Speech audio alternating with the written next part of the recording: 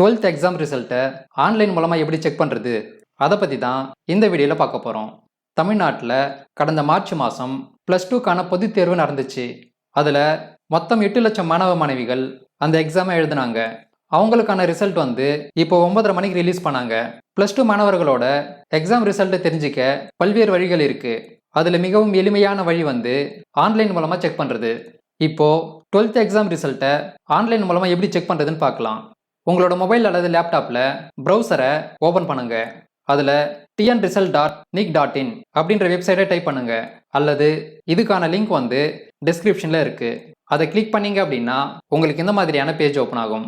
இதில் ஃபர்ஸ்ட்ல இருக்கக்கூடிய HSC எக்ஸாமினேஷன் ரிசல்ட் மார்ச் 2024 அப்படின்றத கிளிக் பண்ணுங்க. கிளிக் பண்ணதுக்கப்புறம் உங்களுக்கு இந்த மாதிரியான பேஜ் ஓப்பன் ஆகும். இதில் ஃபர்ஸ்ட்ல பார்த்தீங்க அப்படின்னா ரிஜிஸ்ட்ரேஷன் நம்பர் கேட்கும்.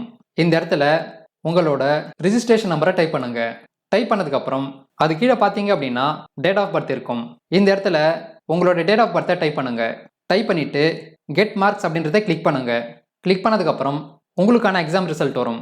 இந்த எக்ஸாம் ரிசல்ட்டில் உங்களோட நேம், ரிஜிஸ்டர் நம்பர், ஒவ்வொரு சப்ஜெக்ட்லேயும் நீங்கள் எடுத்திருக்கக்கூடிய மார்க், அடுத்து அந்த சப்ஜெக்டில் நீங்கள் பாஸா ஃபெயிலா போன்ற எல்லா டீட்டெயில்ஸுமே இருக்கும்.